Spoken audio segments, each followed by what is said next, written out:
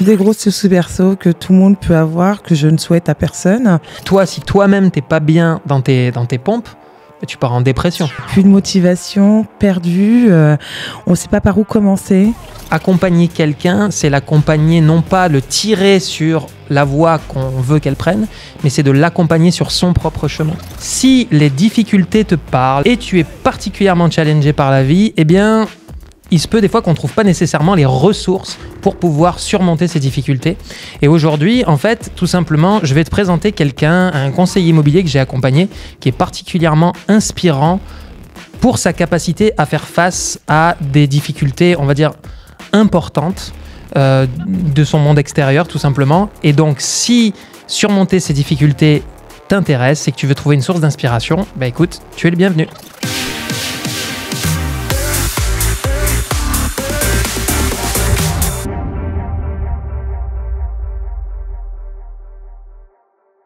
Bienvenue Oulémata, bonjour. Bonjour Jean-Philippe, merci pour cette invitation. Bah écoute, je t'en prie, comment est-ce que tu vas? Bien. Alors, ma première question avant que tu te présentes est comment est-ce que tu te sens aujourd'hui? Je me sens mais très très bien. Ah, ça c'est magnifique. Voilà. Bon, on aura l'occasion d'en reparler, mais en tout cas, c'était une première question qui pour moi est une belle accroche positive. Donc maintenant, ce que je vais t'inviter à faire, si tu le veux bien, bah, c'est à te présenter tout simplement. Qu'est-ce que tu as envie de nous dire de toi? Alors, présente-toi, on t'écoute. Alors moi, je m'appelle Oulémata Koulibaly, 39 ans, mère de 4 enfants, 3 filles et un garçon. Ma dernière a 11 mois, mariée, j'habite sur le Havre. Je viens donc de la Haute-Normandie, Jean-Philippe. J'habite plus particulièrement sur la ville du Havre. Donc ça va faire maintenant 3 ans que j'ai fait une reconversion professionnelle et donc j'étais responsable co auparavant. Donc après j'ai travaillé dans le transport et la logistique et burn-out. Voilà. Burn-out, hein, prise de conscience, besoin de changer, besoin d'épanouissement professionnel, une bonne année sabbatique et hop, j'ai décidé de me mettre à mon compte. Ok. Et donc, en fait, si on se connaît, c'est parce qu'en fait, tout simplement, je t'ai accompagné dans le cadre d'un de nos programmes d'accompagnement. Est-ce que tu pourrais nous expliquer un peu la jonction, ce qui t'a amené entre ce dernier moment-là que tu viens de relater et le moment où tu as fait le choix de te faire accompagner? Qu'est-ce qui s'est passé pour toi? Qu'est-ce qui s'est passé? C'est une bonne prise de conscience. Voilà. Après cette année sabbatique que j'ai pris et qui m'a fait énormément de bien parce que j'en avais besoin, j'ai décidé donc de reprendre ma vie en main, donc de récupérer donc cette vie sociale que j'avais et que j'ai toujours eue. Et donc j'ai choisi donc d'être conseillère en immobilier, mais en étant indépendante. Et par où commencer? Donc j'ai travaillé longuement avec une grande étude de marché que j'ai pu faire. Donc après, j'ai choisi mon réseau. Et une fois que j'ai choisi mon réseau, donc après, derrière, j'ai eu ma petite fille. Et derrière, on a eu des petits soucis perso. Et j'avais du mal à me remettre dans le bain. C'est des petits soucis perso qui sont en fait ce que la plupart des personnes peuvent appeler plutôt des soucis perso quand même. Des gros soucis perso que tout le monde peut avoir, que je ne souhaite à personne. Mais quand ça arrive, faut avoir les reins solides pour pouvoir se dire on continue d'avancer, tout va aller. Surtout que je venais d'accoucher. Voilà, surtout je venais d'avoir ma petite fille, c'était ma 4e. Et donc en parallèle, un mari qui était très malade. Donc on a dû faire face à une épreuve très douloureuse, mais tout va mieux, je remercie le bon Dieu à ce niveau-là. Mais alors plus de motivation quoi. Plus de motivation, perdu, on ne sait pas par où commencer. On a eu 2 très bonnes années. On a peur donc d'entamer cette nouvelle année avec toutes ces mauvaises nouvelles qu'on a eues entre-temps. On ne sait pas par où commencer, on savait plus. Voilà, on perd ses repères, tout simplement. D'accord. Et il fallait que je réfléchisse, mais intelligemment. Et j'ai choisi après avoir... Déjà, à quel point est-ce que c'était intense cette période pour toi? À quel point c'était challengeant pour toi? C'était intense. C'était vraiment intense parce que j'avais quasiment tout entre mes épaules, entre mes mains. Est-ce que ça te dérange pas de détailler un petit peu en quoi en quoi les choses étaient entre tes mains et en quoi voilà, tu étais investi de difficultés et de challenges de ce contexte-là. Cette difficulté, elle est simple. On a 4 enfants, nourrir ces 4 enfants, ne pas justement répercuter donc toutes ces mauvaises nouvelles qu'on a vues à la maison et les répercuter sur les enfants. Donc c'était déjà ça. Un mari à soutenir. Un mari qui tombe gravement malade, donc a besoin de sa femme et de ses enfants. Et j'avais besoin également, moi, à ce niveau-là, si tu veux, de le rassurer, qu'il pense à autre chose plutôt que de se soucier des soucis de la maison. Donc à quel niveau et à quel... Sur une échelle de 10, moi je te dirais 10, parce que tu as l'impression que... émotionnel, sur une échelle émotionnelle, c'est le summum. Hein, on se dit, t'as quasiment tout. Ouais. T'as quasiment tout. Sur tes épaules, quoi. T'as quasiment tout sur tes épaules. Ok. Et ça, c'est fantastique. Et c'est quoi qui t'a amené à cette prise de décision de te faire accompagner face à ces challenges? Voilà. Donc, c'est de là. J'étais perdue moi-même. Voilà. J'avais besoin donc de gérer ce qui se passait, mais me remettre dans le bain, j'étais complètement perdue et je cherchais un accompagnement. Et toute seule, je n'y serais pas arrivée, ça c'est sûr et certain. J'avais besoin d'être accompagnée, d'être suivie, d'être remotivée, de jouer sur le mindset, d'avoir quelqu'un autour de moi qui me rappelle qui je suis. Voilà. Et à quel moment tu t'es dit, parce que il y a pas mal de conseillers immobiliers qui trouvent des ressources dans des bouquins de développement personnel, etc., mais qui n'ont pas nécessairement parfois la présence d'esprit de se dire j'ai besoin d'une aide extérieure. Donc qu'est-ce qui t'a amené est-ce que tu as une idée ou pas de qu'est-ce qui t'a amené à cette idée de j'ai besoin d'une aide extérieure? Pourquoi pas un livre de développement personnel? Tout simplement parce que, alors comme je t'ai dit, c'est une reconversion professionnelle. Donc moi, je suis issue d'une formation réseau, tout simplement. Je ne connais pas l'immobilier autrement que par ce réseau où j'ai suivi des formations en interne par rapport au réseau. Et j'avais besoin d'autres choses. Donc, grâce aux pubs qu'on a eues, que j'ai vues, que j'ai suivies sur Facebook avec donc des appels de formation que Cédric Laporte proposait. Donc, il y a publicité, en fait, du coup. Ouais. Exactement. En fait, c'est une sollicitation extérieure. C'est une sollicitation, c'est une sollicitation extérieure auquel j'ai répondu, que j'ai pas répondu tout de suite, mais en creusant un peu dans ce que Cédric Laporte pouvait nous apporter dans la formation, je m'y suis retrouvée. D'accord. Ça collait complètement donc à ma personnalité. Ce que je voulais pas, c'est m'engager dans un accompagnement juste pour être coachée. Mais je voulais vraiment que ça colle à ce que je suis moi. D'accord. Et est-ce que c'est ce que tu y as trouvé? Exactement. Ok.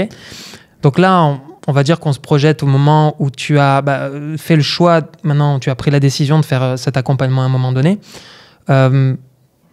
Moi, je me souviens, parce que dans nos accompagnements, on a un fil WhatsApp. C'est ça. Qui est personnel entre toi et moi. Et tu m'as écrit dans ce fil WhatsApp, t'as un gros challenge avec moi ou un truc comme ça, je compte sur toi, etc. Ou je sais plus ce que tu m'as écrit. Et en fait, ça m'avait vraiment marqué. Et la question que j'ai envie de te poser par rapport à ça, sur une échelle de 0 à 10, pour toi, personnellement, à quel point est-ce que ce challenge, il est relevé aujourd'hui? Je te tire mon chapeau. Parce que je m'attendais pas à être aussi bien accompagnée et je me souviens de cette phrase que je t'ai mis sur WhatsApp. Si tu n'arrives pas à me faire remplir mes objectifs, je te bute. Ah non, c'est pas ça. Je t'ai défié. Pas celle-là, c'était... Je t'ai défié tout simplement, mais c'est le summum, ça. C'est l'élève qui défie le coach. C'est vrai. Je t'ai défié. Alors, tu m'as défié et en tout cas, moi, mon job... Et tu as atteint tes objectifs. Alors, moi, j'ai atteint mes objectifs. Et mon objectif à moi, en fait, quand je lis ça, c'est de renvoyer la personne à sa responsabilité et de l'aider à construire, en fait, à puiser dans ses propres ressources pour qu'elle puisse grandir. Parce que moi, je fais tout pour être au niveau chaque jour et au top niveau en termes de coaching. Et par contre, là où je travaille, où je mets un point particulier, un point d'orgue particulier, c'est à faire en sorte de ne pas tirer mon coaché. C'est-à-dire, je l'invite à trouver les ressources au fond de lui parce que le principe des programmes d'accompagnement et de coaching, c'est véritablement d'autonomiser la personne. C'est ça. Et pas que juste le coaching carré, qu'elle soit totalement en totale dépendance de son coach. Après, tu peux prolonger des accompagnements parce que tu as d'autres problématiques, tout ça, mais parce que tu décides de travailler sur autre chose. En revanche, par rapport à la problématique concernée, il faut vraiment comprendre que accompagner quelqu'un, c'est l'accompagner, non pas le tirer sur la voie qu'on veut qu'elle prenne, mais c'est de l'accompagner sur son propre chemin. C'est ça. Et en fait, le principe du coaching, c'est vraiment, en fait, toi, tu as la motivation, tu as la petite flamme à l'intérieur de toi, ou alors on t'amène à avoir la petite flamme à l'intérieur de toi. Et en fait, tu pousses, tu es un arbre qui pousse, et le coach, lui, ça va être le tuteur qui s'assure que tu pousses droit, en fait, et que tu vas dans le bon chemin et vers le chemin de ta réussite, de tes objectifs, vers une vie plus épanouie. Donc en fait, voici comment moi, en tout cas, j'ai vécu la chose aussi de mon côté, parce que je sais que là, ça veut dire que aussi, ça veut dire j'ai besoin d'aide. J'ai besoin d'aide. Simplement, oui, je réponds à ce besoin d'aide, mais pour autant, c'est pas parce qu'il y a besoin d'aide que je vais me comporter comme un sauveur avec toi et que je vais, je t'autonomise, je te responsabilise au maximum et c'est toi qui as pris les décisions et c'est toi qui as trouvé les ressources à l'intérieur de toi pour faire face à ces difficultés.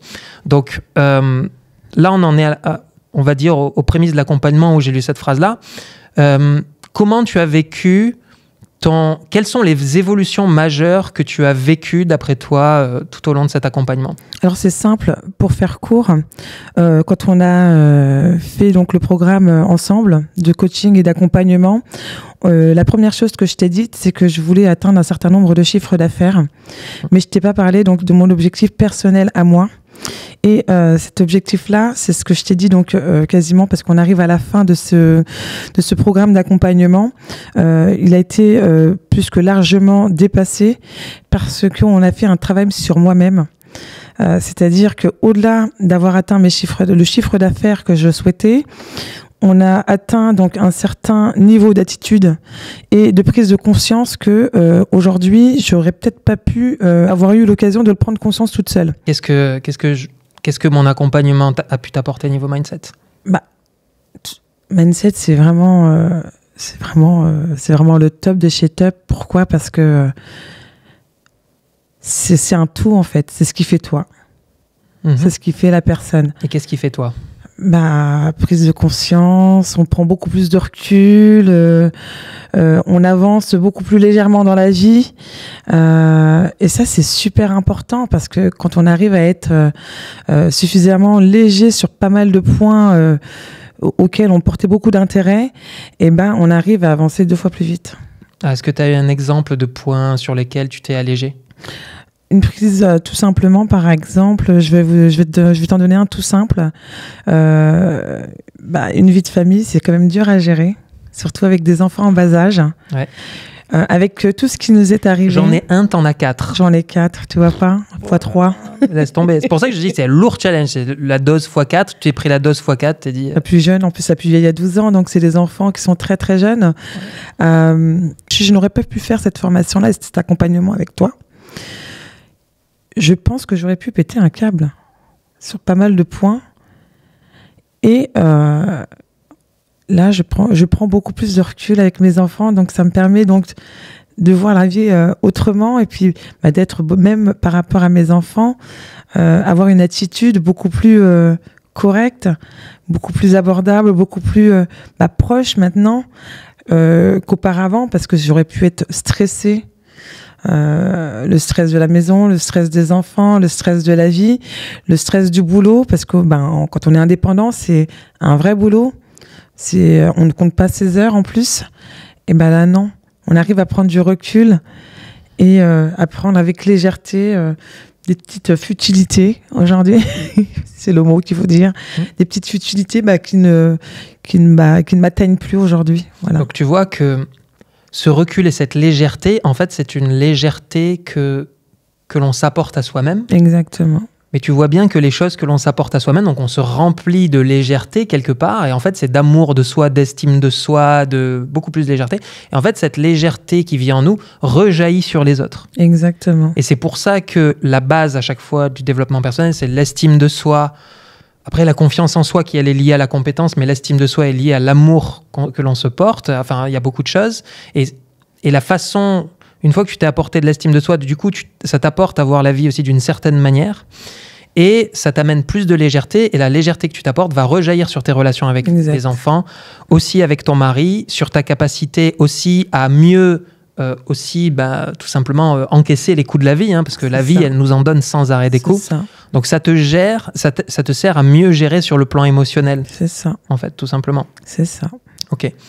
Donc, c'est ce que ça a apporté, une espèce de légèreté. Est-ce que tu as une idée de ce que ça a pu t'apporter, de ce que cet accompagnement a pu t'apporter d'autre? Beaucoup de choses. Objectif atteint, voire même presque dépassé. Je rentre beaucoup plus d'exclusivité. J'applique des méthodes de travail qui sont aujourd'hui, je pense, plus que phénoménales. Je suis issue d'une formation réseau, voilà, et j'ai acquis d'autres méthodes qui m'ont permis donc d'avancer un peu plus loin et de faire de la prospection terrain. Voilà, prospection terrain. Tu te rends compte? Je n'en faisais pas. Pourtant, c'est la base. En fait, la prospection terrain, en dehors du fait que ce soit un mode de prospection efficace, c'est vraiment une véritable école de la vie, parce que ça t'aide à... Tu te confrontes véritablement au monde extérieur. Exact. Tu vois? Donc, c'est vraiment le mode de prospection qui est le plus challengeant, parce que tu es confronté sans arrêt en fait, à l'énergie des gens.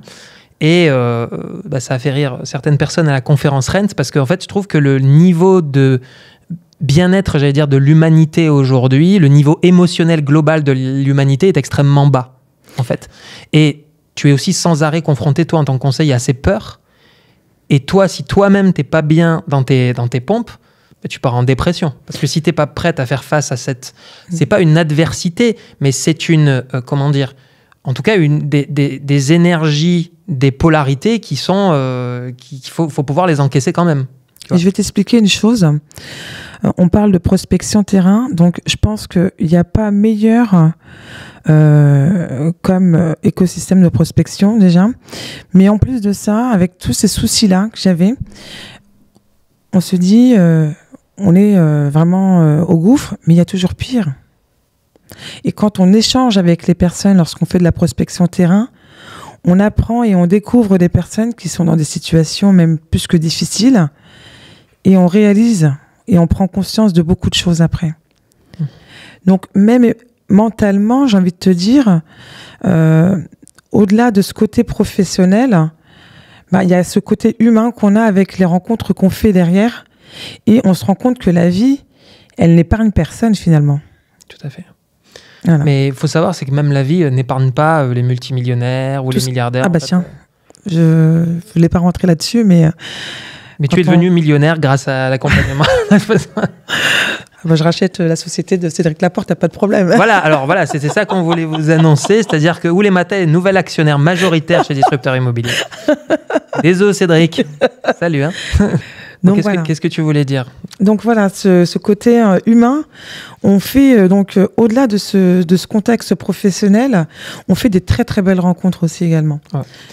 Et ça joue aussi sur le mental, voilà. Qu'est-ce que ça t'apporte? Ça nous apporte beaucoup, hein. On oublie quasiment qu'on a des problèmes, hein. Voilà. Ah, ça c'est bien aussi. On oublie quasiment qu'on a des problèmes. Alors ça, tu vois, c'est une dimension qui est extrêmement importante.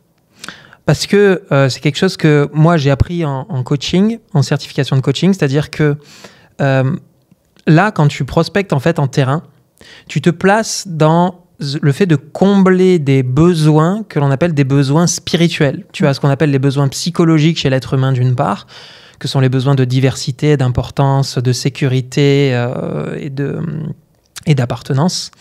Et tu as ce qu'on appelle les besoins spirituels, qui est la contribution, la croissance et la gratitude.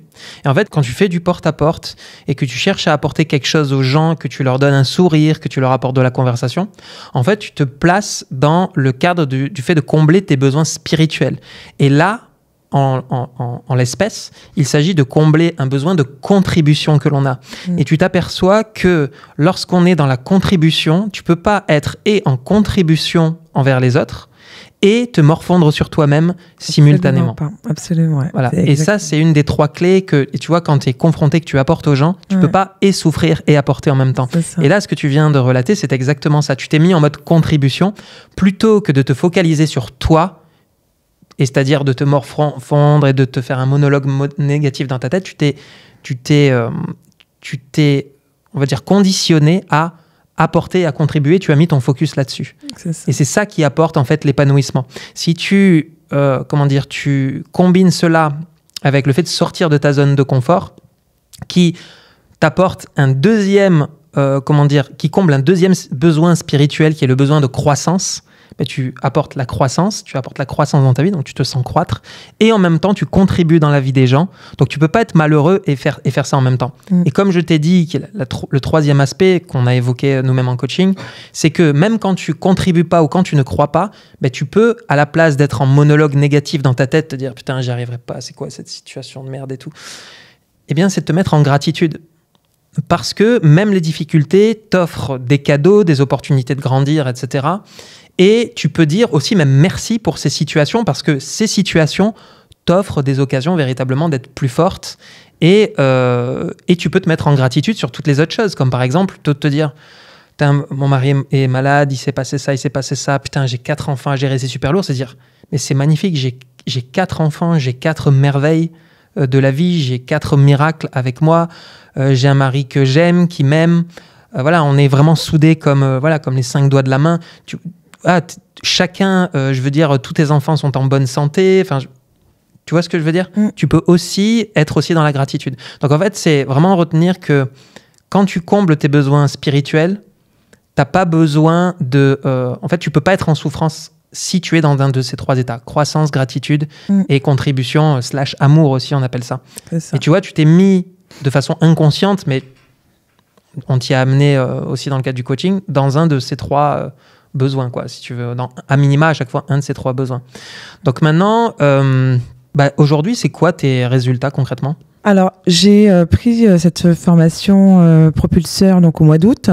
Donc, réellement commencé en septembre. Aujourd'hui, je suis à 57 000 euros de chiffre d'affaires, sans compter donc les 2 offres qui viennent d'être acceptées là maintenant. Sans compter les 2 offres qui viennent d'être acceptées. Voilà. Ah, vas-y, fais un peu, fais péter. Ça fait combien en tout ? 12 et 15, alors, ça fait 27 000. Hein. Ouais, ça fait 27 plus 54.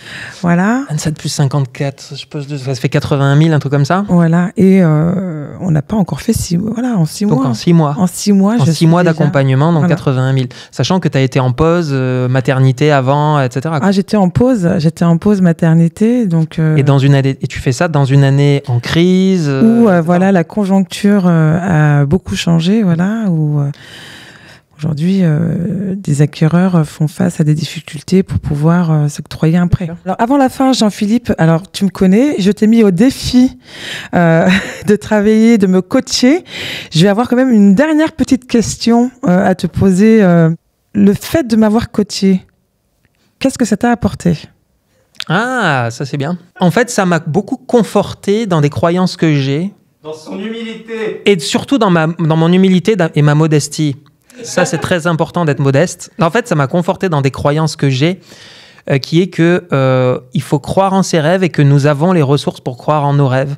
Et donc, en fait, ça m'a vraiment renforcé dans cette croyance et qui est que, en fait, moi, ce que ça m'a apporté, en tout cas dans ma vie, c'est de m'apercevoir à quel point... moi, mes soucis que j'ai, c'est de la merde, en fait. C'est-à-dire que, quand je vois, toi, les challenges que tu as, 4 enfants, moi, j'en ai un, je suis au bout de ma life, etc. Et après, je fais le sage en coaching, etc. Je me suis aperçu qu'en fait, il fallait quand même que je revoie et que je redescende un peu de 2 étages dans moi-même. Voilà. Non, je suis quelqu'un... Je pense que je suis humble, mais disons que toi, ça te rajoute, le fait aussi d'être avec toi, rajoute une couche d'humilité et te dire que waouh, en fait, ça me rend encore plus de gratitude pour la situation que je vis, parce que je me suis rendu compte que moi, la vie me challenge, mais je pense qu'elle m'a moins challengé que ce que toi, elle t'a challengé, tu vois. Voilà. Et donc, ça me conforte encore plus. Donc, tu vois, on n'est pas au même niveau, j'allais dire, de challenge par rapport à certaines, face à la maladie, face à la charge des enfants, etc. Et ça conforte ma croyance dans l'être humain à transcender toutes les difficultés et à voguer vers ses rêves, puisque là, on a parlé non seulement de sortir de la douleur, mais d'aller vers sa vision. Et en fait, ça me conforte juste sur le fait que, voilà, moi, je suis à la bonne place et l'être humain peut tout transcender et aller vers ses rêves. Ouais. Voilà. Alors, comment détermines-tu ma personnalité ? Ta personnalité ? Un rayon de soleil, je pense, tout simplement. Franchement, un rayon de soleil et... vraiment une grande capacité de résilience et à avancer, quoi. Voilà. T'es une un rayon de soleil. Moi, c'est vraiment, à chaque fois, je te vois avec ce sourire énorme, etc. Et quand elle raconte son récit, c'est-à-dire que le non-verbal est ultra souriant. Et quand elle dit, ouais, ça va, bon, par contre, j'ai eu ça, mais tu vois, tu t'es jamais plaint. Voilà. Alors que moi, je vois plein en coaching, ça va pas, parce que lui m'a fait ça, m'a fait ça. Toi, mais jamais tu te plains. Et donc, parce que tu as pris 100% de la responsabilité. Donc, avec toi, on a eu 0 travail de responsabilisation individuelle à faire par rapport à ça, en tout cas. Parce que tu ne te plains jamais, tu avais déjà pris la pleine mesure de ta responsabilité émotionnelle. En tout cas, je te remercie pour ta bienveillance et d'avoir accepté de relever le défi avec moi. Je t'en prie, avec plaisir, Oulimata. On va se laisser sur une conclusion. Je vais te laisser donc juste conclure. Si tu as une clé ultime, dernière, que tu as envie de partager, très succincte, qu'est-ce que tu as envie de dire? Croire en soi. Super. Voilà, c'est le mot de la fin. Merci beaucoup, Oulimata, pour cette grande source d'inspiration. Donc, Oulimata, c'est quelqu'un qui a toujours le sourire, qui est vraiment déterminé, souriante. Bon, voilà, sourit à la vie, c'est quelqu'un d'extraordinaire, moi, que j'ai eu en coaching, d'où ce partage d'inspiration. Merci beaucoup d'avoir regardé cet épisode. Bah, écoutez, on se retrouve pour un prochain épisode de Level Up. À très bientôt.